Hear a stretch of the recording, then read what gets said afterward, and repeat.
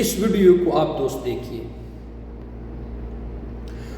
دوستو یہ جو اسکرین پر آپ کو ویڈیو نظر آ رہا ہے، یہ منشیات فروش لوگ دبئی میں یہ منشیات لے کے جا رہے تھے، ان کو ایئرپورٹ پر پکڑ کے ان کو قانون کے حوالے کیا گیا۔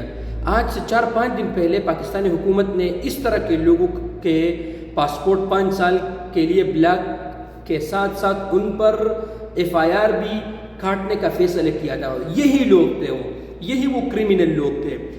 آپ کسی بھی عرب ملک میں اگر اس طرح کے حرکت کرتے ہیں، اس طرح کے کرمنل ایکٹیویٹیز کرتے ہیں، منشیات وغیرہ بیچتے ہیں، تو اس کے سزائے موت ہے۔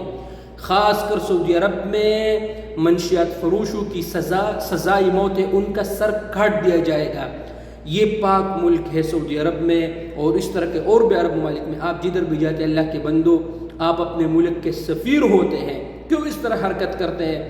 مطلب آپ کو جلد مالدار ہونے کی جو ہے نا وہ آپ کو تسلی دی جاتی ہے۔ پھر یہ اگر وہاں جا کے پکڑا جاتا، دودھ کے ڈبوں میں آپ لوگوں نے اس کو چھپایا تھا، تو پھر وہ کتنے بدنامی ہوتی، ٹھیک ہے نا؟